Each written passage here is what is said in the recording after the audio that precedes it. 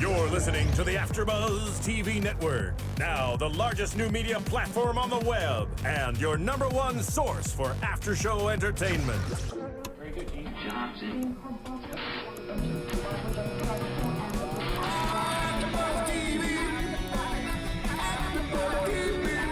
From the AFTERBUZZ Studios in Los Angeles, California, presented by Maria Menounos and streaming live thanks to Akamai Technologies, this is AFTERBUZZ TV Salem After Show. We'll break down tonight's episode and get you all the latest news and gossip. And now, another post-game wrap-up show for your favorite TV show. It's AFTERBUZZ TV Salem After Show.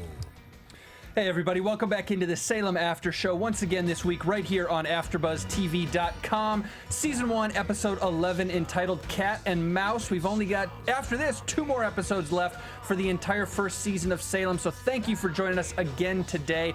I'm your host, Bobby DeMuro, joined by my lovely panel, Marisa Serafini next to me, and across the table, Anna Koppel and Jessie Owen. Hey guys.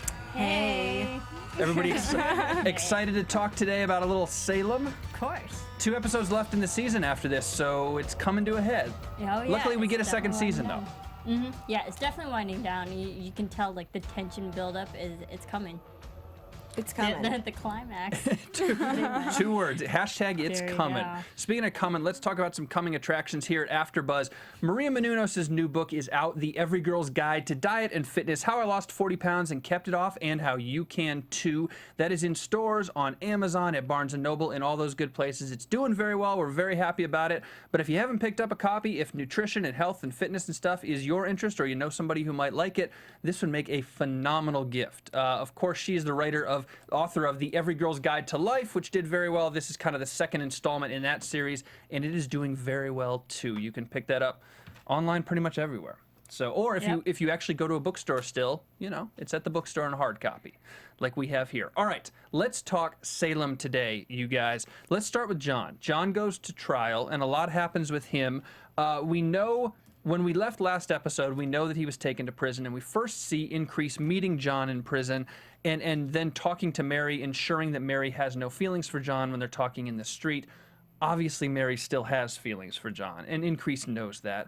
And is that maybe, I guess my first question for you guys, seeing what we saw today, does Increase know that John is not a witch, and he just wants to get rid of him for separate reasons? I know we talked about it last week, where Increase is trying to tear away the people around Mary to eventually get to Mary. Do we think that's still going on? Absolutely. I think so too. I think this is just another slow way to get to Mary, knock off everyone that's closer.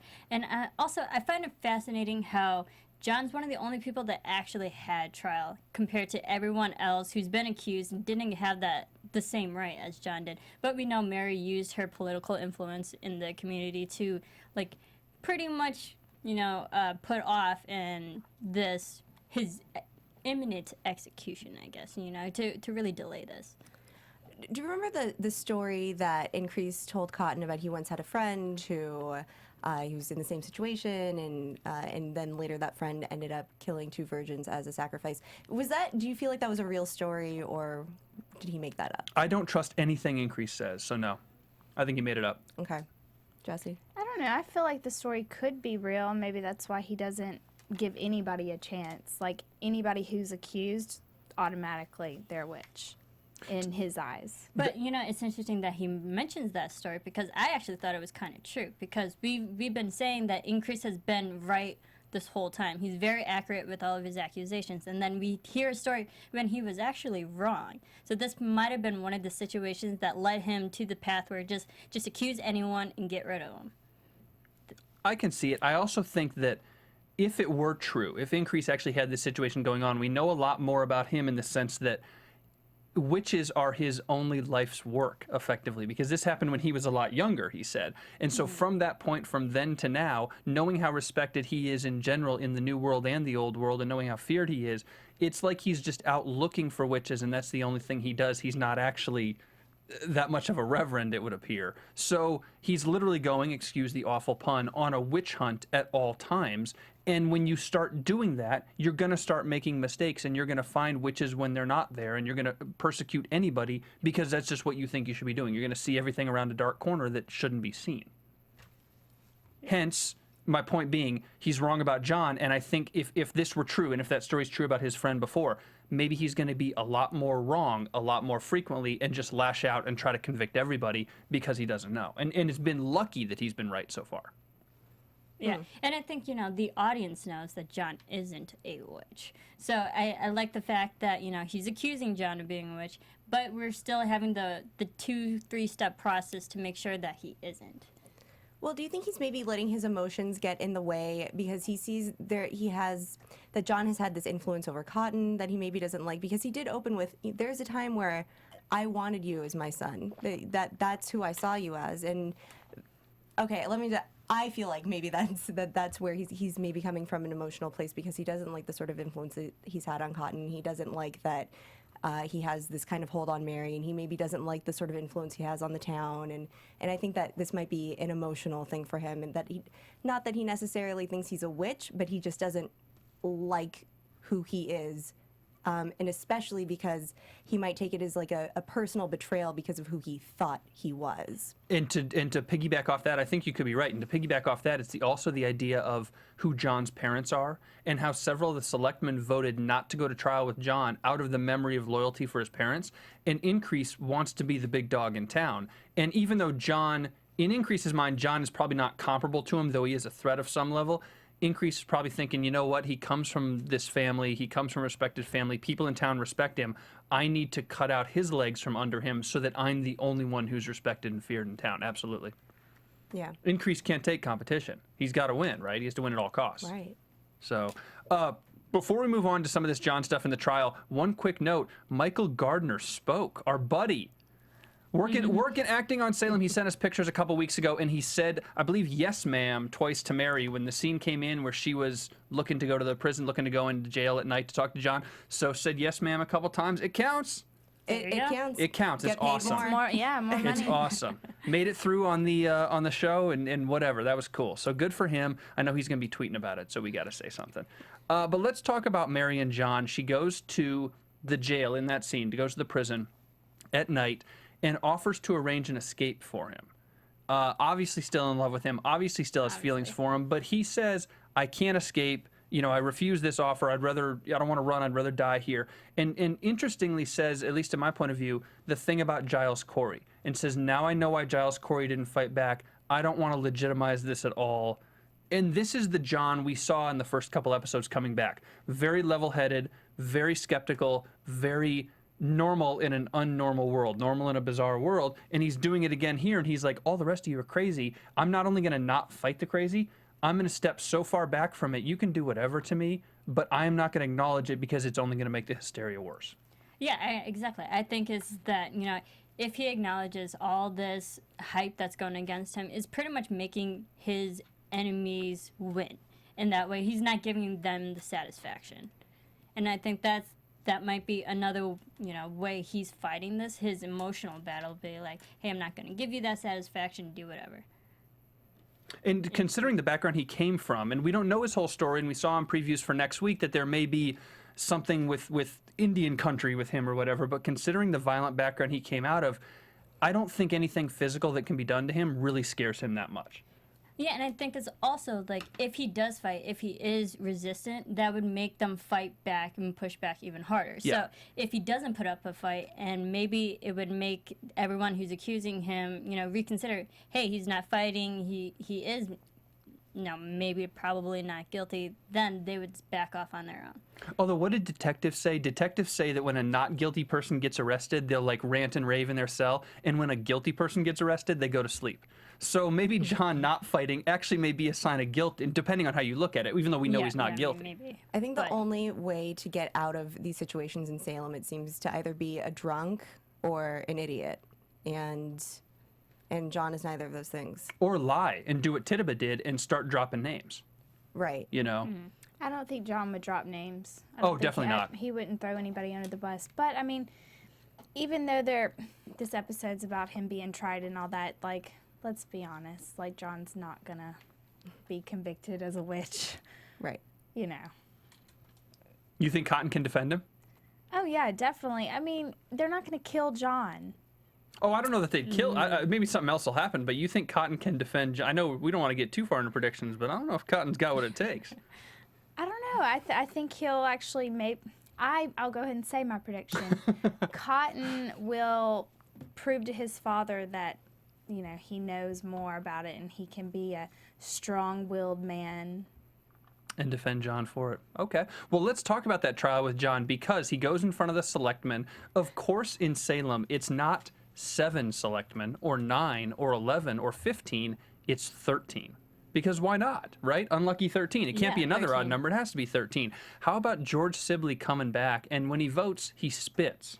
Oh, that's Of course. Kinda, Which is kind of weird that he was able to call John out, spit, and communicate that way. Why doesn't he just say, hey, she's a witch? Or why doesn't he just nod? I understand if he can't Yeah. talk, but if he can put his mouth and stuff enough to kind of turn and spit to John and spit a couple feet to John's foot, couldn't when they say, is John, do you want to try John, couldn't he just go and just give a really simple nod? Did he have to spit?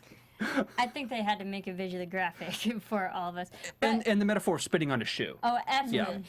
But I think it's also maybe George's way to get back at Mary for everything that Mary does. George knows how close John is to Mary. So this is just pretty much payback towards whatever Mary did to him. And it's She's like, George. I'm taking out the love of your life. Yeah, and it's George finishing the job. He tried to take out the love of the life the first time. John came back, and now George is like, witch or not, whatever. I got to finish this job anyways, because back before the witch thing was happening with Mary, I still wanted to do this. But this guy is such a jerk. It's like all of these years being spelled by Mary, being tortured by Mary, and like, and still, you know, John's done nothing. John's been gone this whole time. He hasn't been back for that long, and still he just wants to spit on his shoes. He's a jerk. No, I think He's a jerk. I think it was a jerk move, but it's pretty much the overall vengeance that he has towards Mary. And Getting also, back he at her. might have heard, you know, Mary and John's little encore in the bedroom. He could have been there for that, could have heard it. Oh, interesting. I don't know how coherent he was at that point, but sure, why Yeah. not? Because he would have been in the same home, right? Yeah, I really liked the little look that Increase and Mr. Sibley gave Mary when John was taken to jail. That was pretty Well, because they know, and now everybody knows, and Mary's lost her power, and now Mary has lost her power in town. If George has his voting powers back for the Selectmen Committee, Mary's doesn't. useless again. Yeah. Yeah. So she's been running scared for a few episodes, and she's going to be running much more scared now. That's a bad thing for her. And I think it's interesting how I believe the whole selectmen is just men now instead of Mary. Mary being the only woman, now it's all guys. Including Hale. So Hale hesitated for just a second there, but voted how Mary wanted. Why would Hale have hesitated? Why wouldn't Hale why would Hale have voted to send John to trial, like he may have thought about when he hesitated, as opposed to dismissing? Because he probably wants to get rid of John because John, like, interferes with the grand right. But isn't there a better way to also- get rid of him? There might be, but also Magistrate Hale still wants his ally connection to Mary. Yeah. And I think that's another reason why he hesitated, because, hey, I still need Mary for this grand right. And if I say no against John, I'm going to lose that. Yeah, I think so too. And if he's going to lose Mary or he's going to lose John, and he figures he can get John out of town maybe a different way, or convince Mary of something else another way. But if John goes to trial, and not only that, if people keep going to trial for being witches, the heat only intensifies on the town as a home of witches, and one day or another, Increase is going to uncover Magistrate Hale or Anne now or Mary or somebody else. And so maybe from Hale's perspective, if they can dismiss the charge against John, Increase may eventually say, okay, well, the list is drying up here. Maybe there's not as many witches as I initially thought. See you later. Obviously, that won't happen, but... Yeah.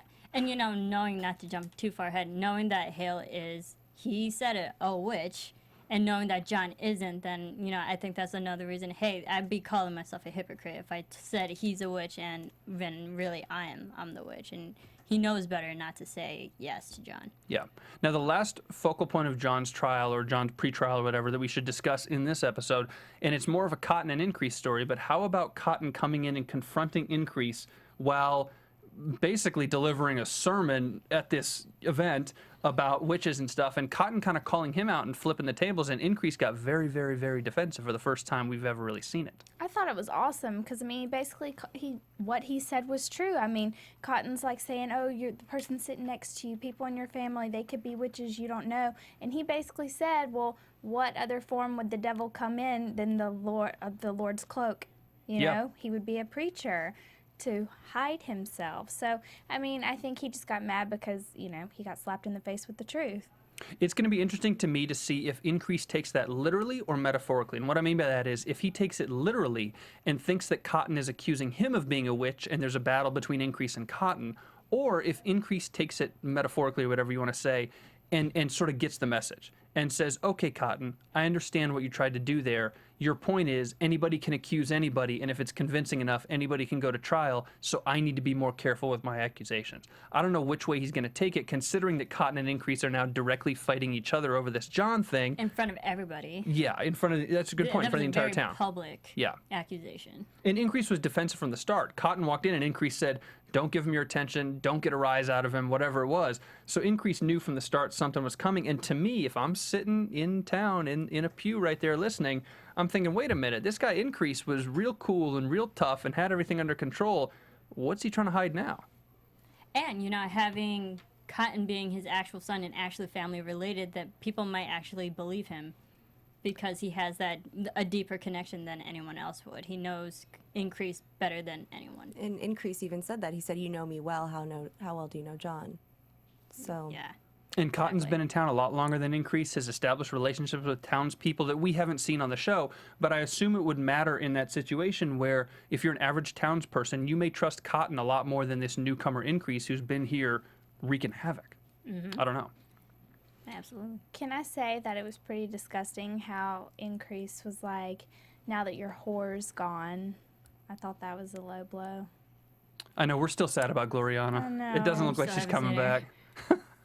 Oh, man. saying that. Poor Gloriana. Let's talk about Mercy now. Because Mercy has an interesting story. Kind of disgusting story in this episode. Feeding off dead people, sleeping with them. She's just cuddling. It tastes like chicken. That's what I thought. I'm like, just lick those fingers, That's you know? what I thought. Who thinks that? No, that literally went through. I was like, yeah, it tastes like chicken. Is this a thing, Anna? You mentioned it when we were watching it. We've never seen another witch do this. This is the first Right. thing. So is she gaining power from doing this? Is this just sustenance because she has to eat? Like, what was that about? I think she was just hungry.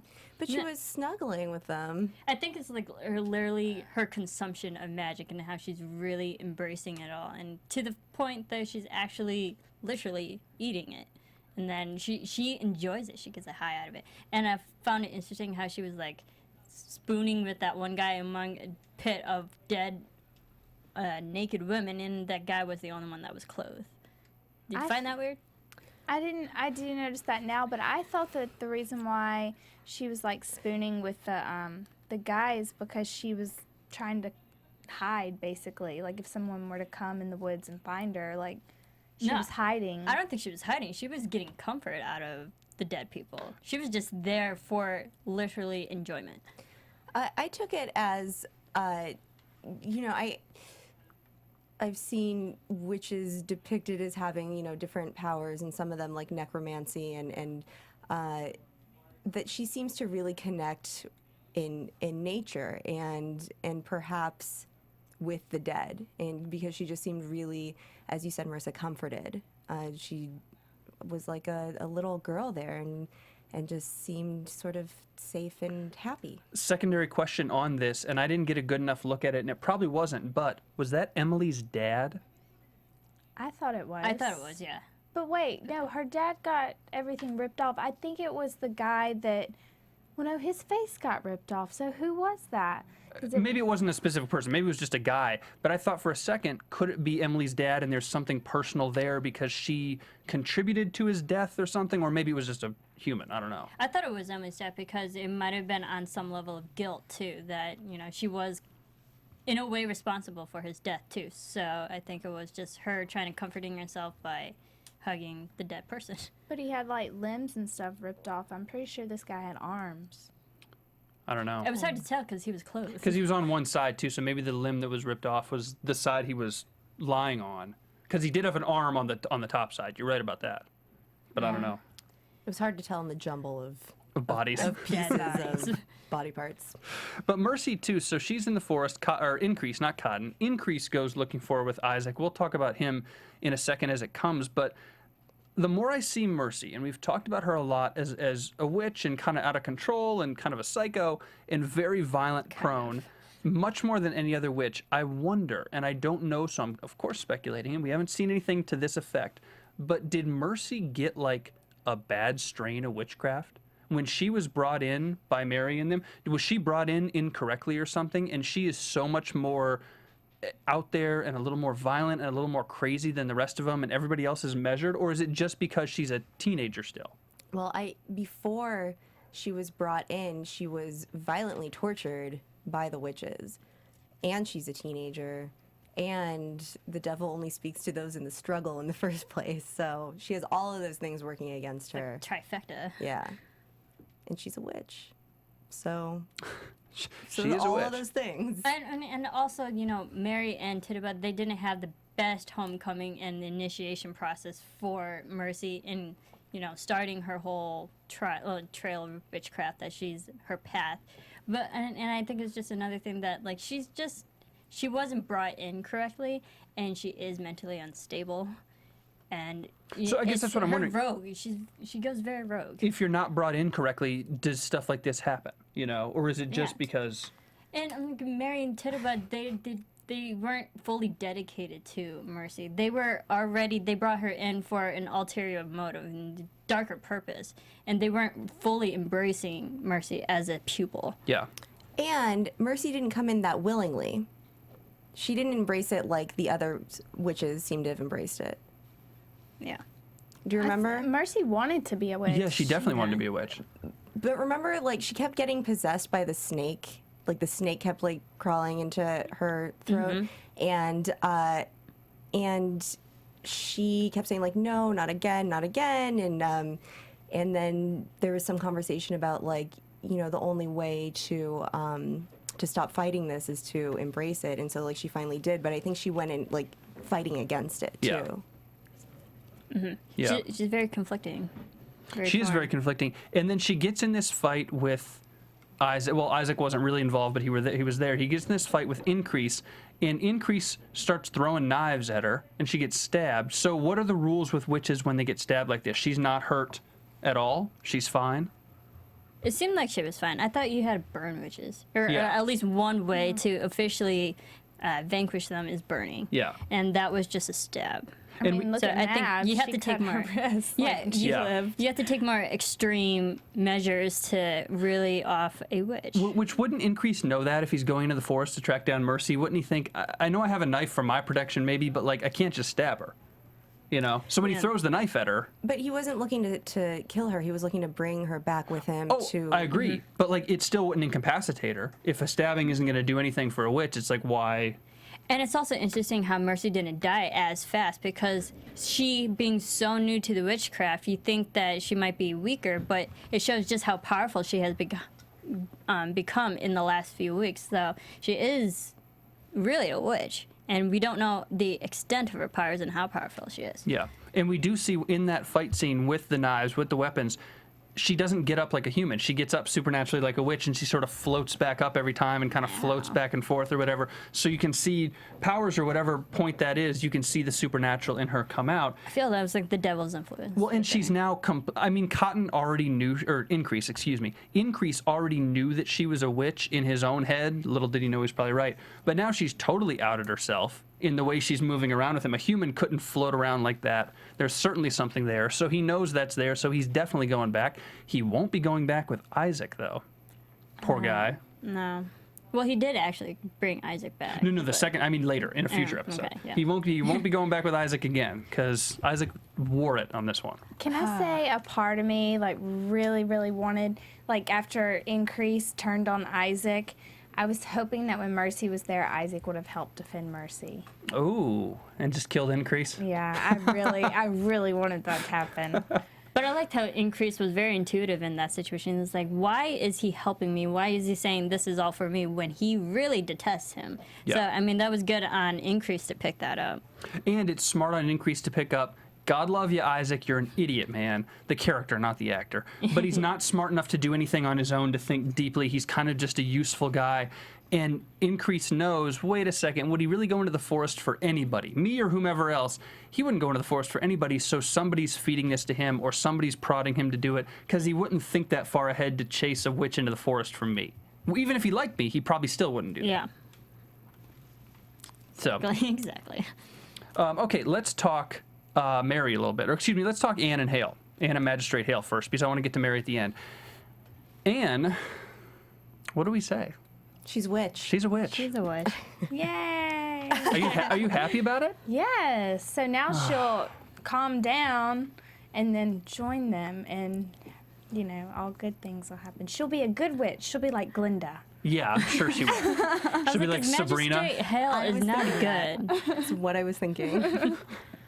She'll be just like Glenda or Sabrina the Teenage Witch. Hey, Sabrina's awesome. Sabrina is awesome. So, now, is she going to be old world or new world?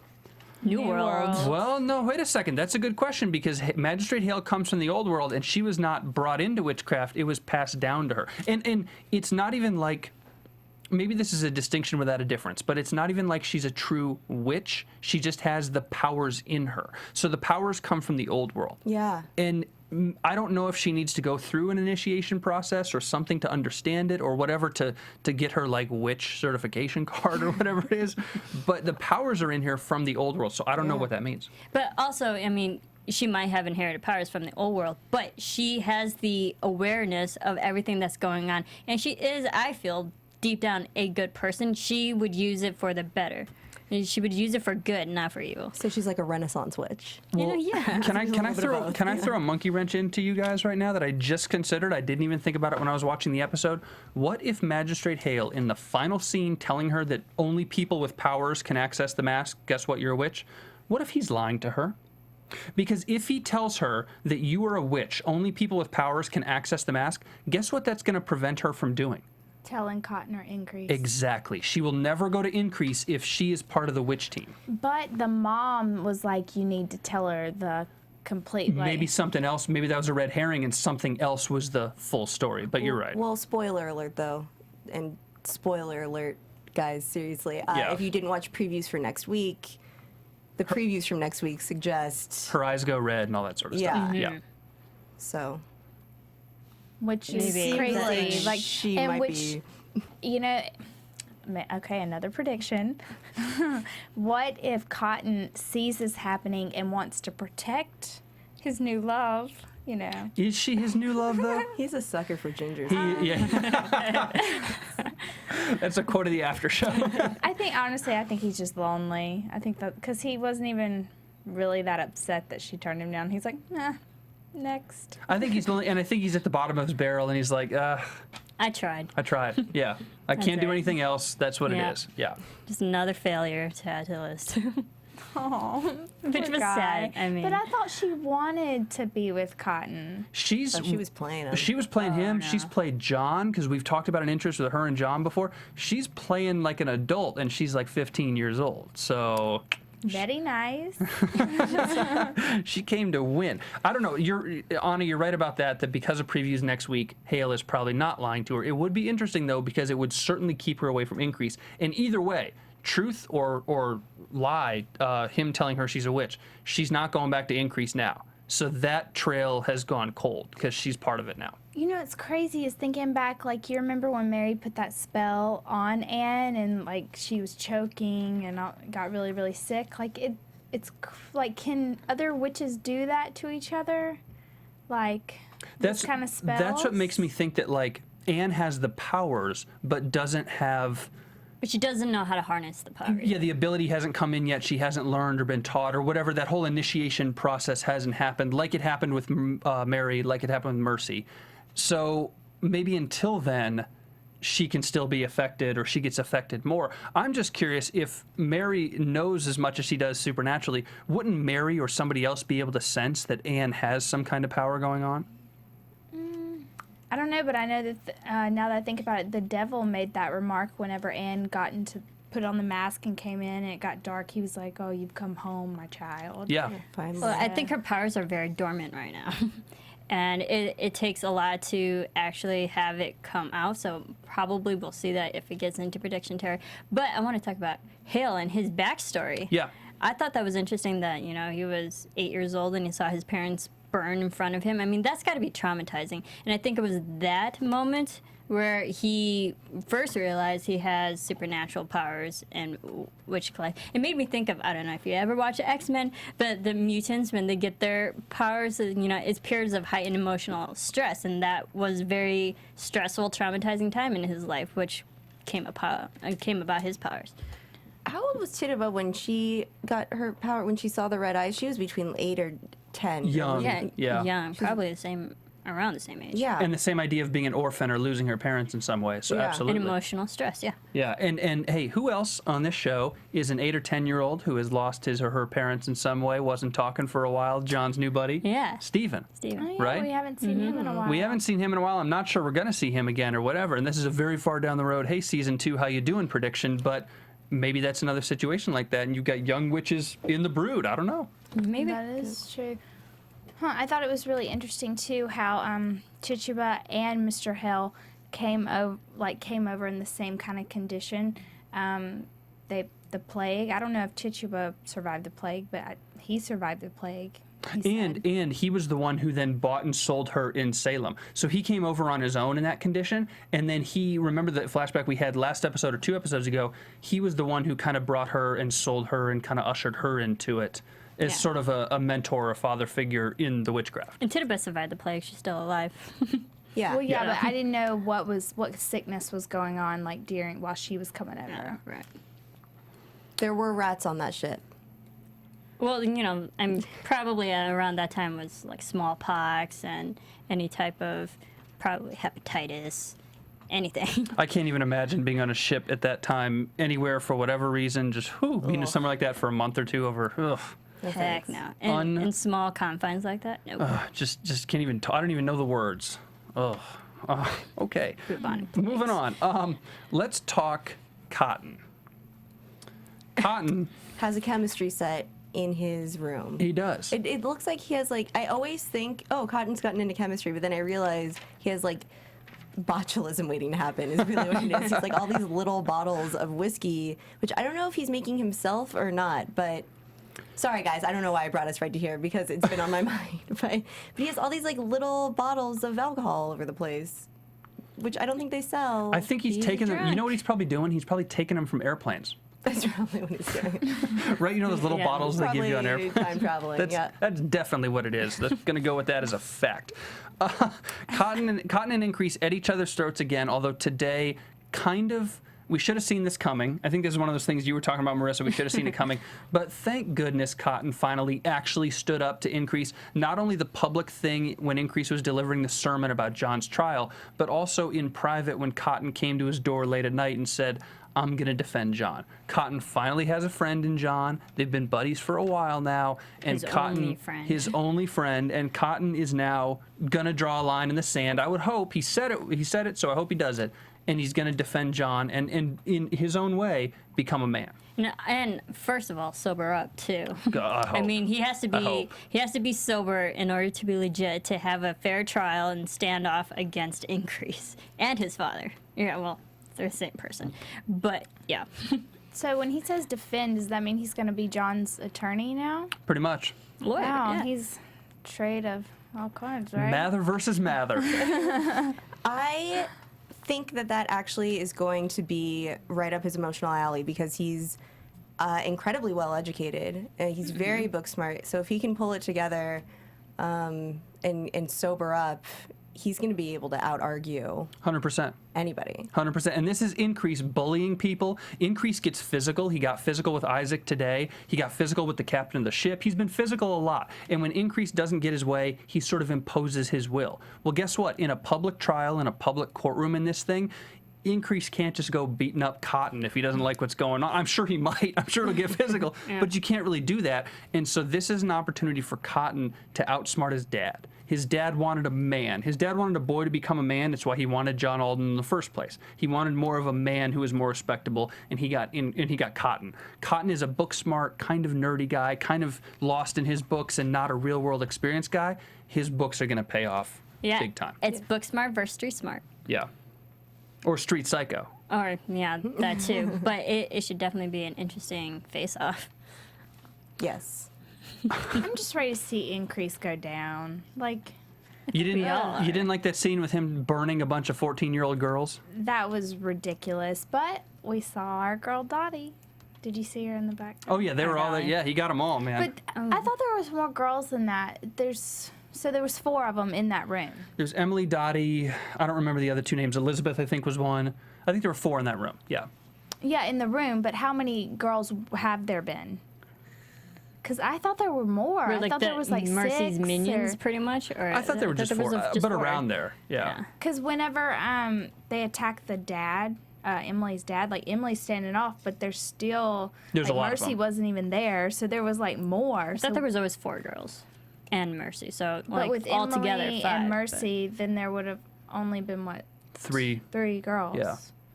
So and there was more than that attacking her dad. So I just wonder who were the other girls. Well, those girls have to get revenge on Increase now. Did he let them go? What happened to them in the torture chamber? They're probably still there. Probably still hanging, looking for Mercy. That young girl's just chained up in his basement. It's weird. To put it mildly.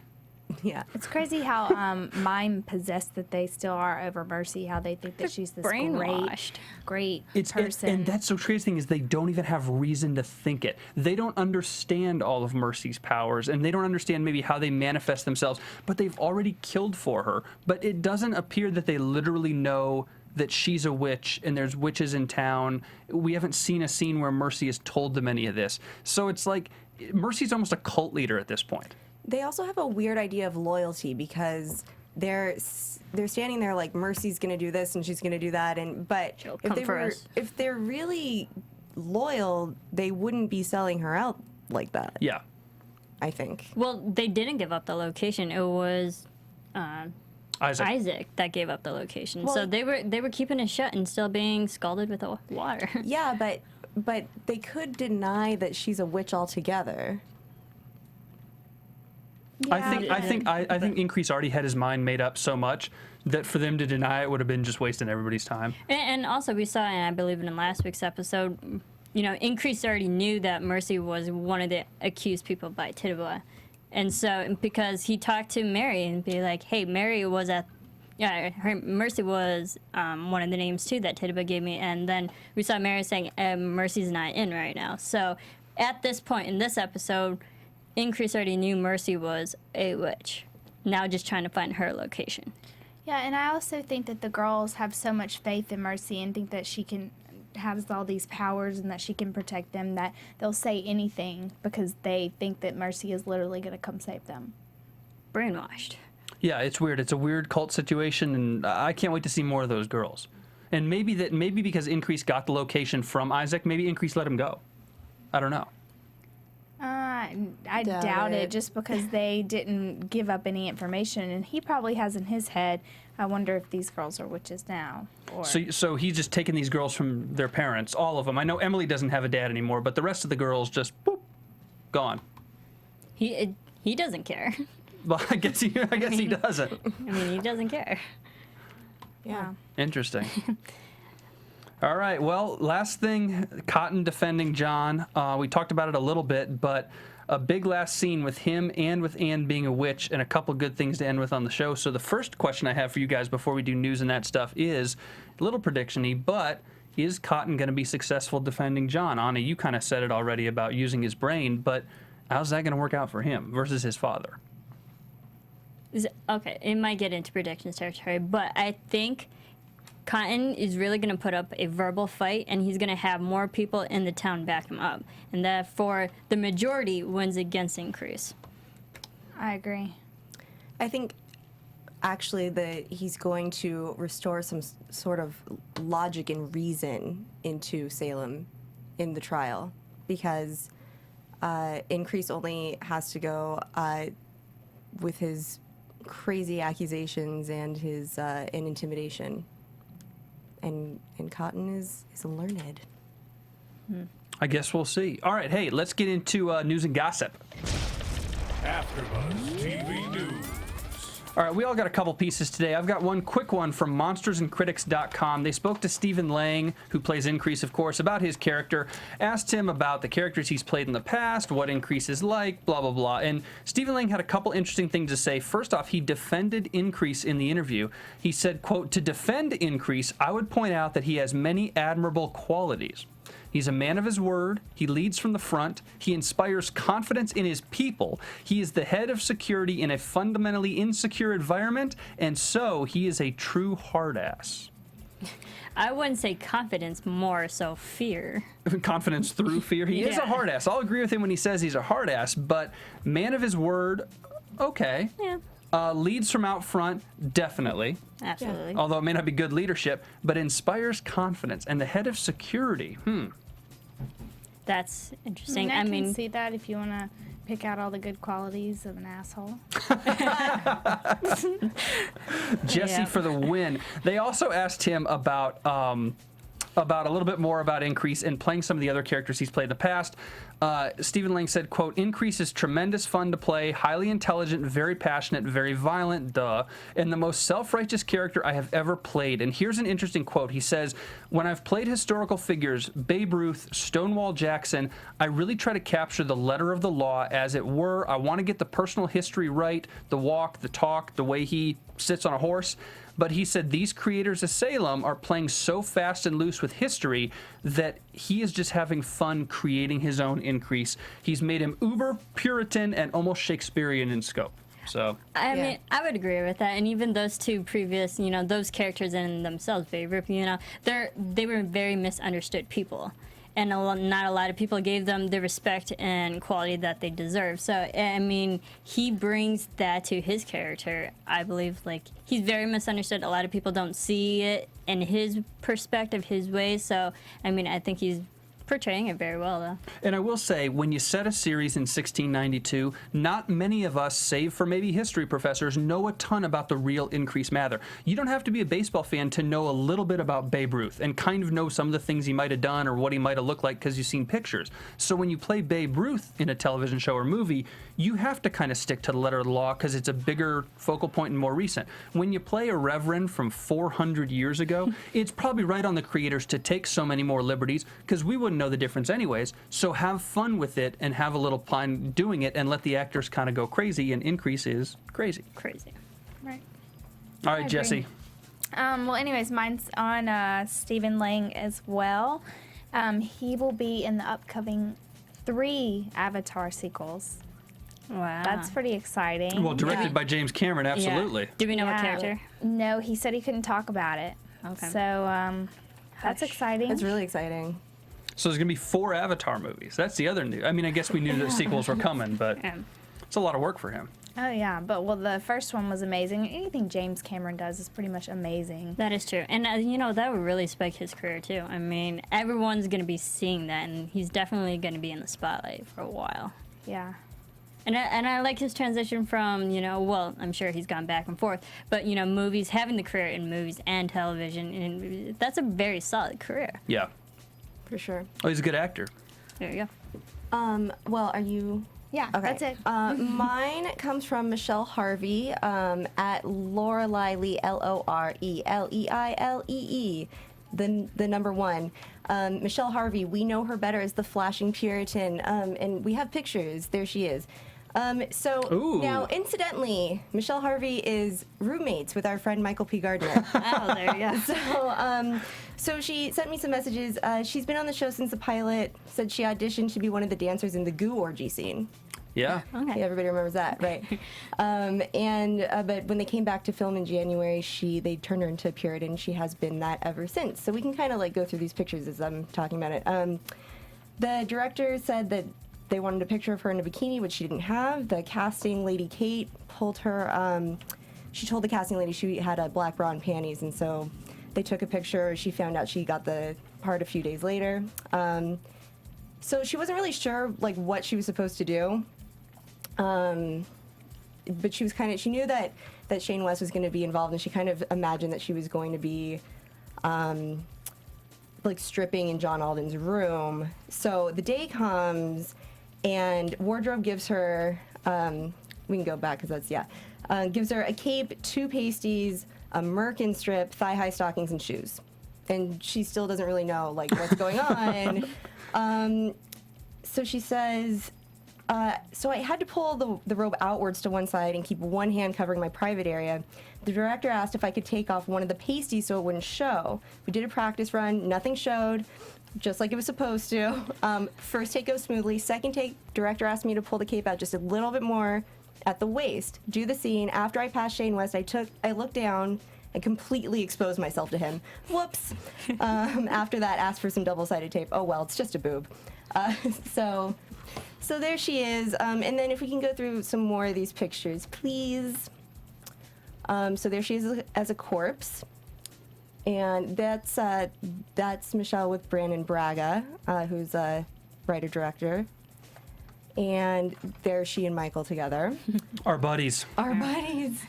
And I don't know, that might be all the pictures that I have. So there you go. Oh, and then also that parasol that Mary was carrying around in this episode was Michelle's. She just brought it to set one day so she could have a little shade. And then Joseph, the head of wardrobe, stopped her and asked if it was for sale. So she ended up selling it to him. Wow. Nice. That's a good story. Yeah, it's pretty cool. She said it's an 1860 folding parasol. Wow. She has 2 more, so I don't know if those other 2 are for sale or not, but Maybe they'll show up in the show. maybe they will. Very nice. That's So, good cool. stuff. Good tweets from them, too. All right, guys, let's get into predictions. And now, your AfterBuzz TV predictions. All right, Jessie, I know you kind of dropped all your predictions already, but what else you got for us? I'm going to go ahead and predict that Cotton will beat Increase in court. John will be freed, and the people will start having a lot more respect for Cotton, and they're going to drive Increase out of town. That's what I'm going to say. Interesting. Okay, I'm going to argue with you, but Anna, go ahead. I predict a return of Gloriana. Yes. Only because they keep reminding us that she was once there and that she left. They show us that in the last time on Salem. They keep reminding us. So they keep reminding us for a reason. Like she's still gonna be around. Smart woman. And hopefully she'll return after Cotton has banished his father. Jessie and I agree on this point. Well, okay. I think because we did see in the previews, Anne has some internal, demonic thing within her, her supernatural powers. But I think Increase might find out about Anne now being a witch, and then it's going to be Magistrate Hale defending his daughter versus Increase before we even get to the whole execution of John. So we're going to see another fight going on. I agree that we're going to see another fight going on. It's not that one, though. I think that John, we saw in the coming attractions that Increase confronts John about his past with Indians. And I think that Indian past is going to come to light, and John will be indefensible by Cotton for something that he did to the town or with the Indians against people in the New World, not as a witch, but as a human doing something very, very, very bad. John's bad past will come out to light, and Cotton will be unable to defend him. It's going to ruin their friendship, and John will not be guilty as a witch, but he will be guilty for something else because of that Indian past, and the town will look at him completely differently. It'll be a completely different trial. Yeah, and yeah, they might. That's a good point. They might have a completely different trial that's not witch related. So, all right, social links, what stuff you're into, Jessie? Where are we at? You can find me on Instagram and Twitter at Miss Jessie Owen. You can follow me at Koppel for Mayor, KOPPELFORMAYOR. You can follow me on Twitter and on Instagram at Serafini TV. And I'm on Twitter at Bobby DeMuro. Marissa and I are having withdrawals from Penny Dreadful having ended, and we've only got 2 more episodes of Salem with these 2, so we're going to go through major withdrawals this summer. So tweet us, you guys, if you have a new show you want us to do or something new's coming out. We want to hear from you. Absolutely. Pound it. That's it on the show this week. Remember, if you're on iTunes or YouTube, hit subscribe, rate us, comment, do all that good stuff. We really appreciate hearing from you. We'll see you next week. From executive producers Maria Menounos, Kevin Undergaro, Phil Svitek, and the entire AfterBuzz TV staff, we would like to thank you for listening to the AfterBuzz TV Network. To watch or listen to other after shows and post comments or questions, be sure to visit AfterBuzzTV.com. I'm Sir Richard Wentworth, and this has been a presentation of AfterBuzz TV. Buzz you later. The views expressed herein are those of the hosts only and do not necessarily reflect the views of AfterBuzz TV or its owners or principals. Thank you for watching AfterBuzz TV on YouTube. For more of your favorite after shows and interviews, subscribe to our channel here, and be sure to share your opinion on the episode in the comment section below here. We'd love to see what you guys are buzzing about. Thanks again. Buzz you later.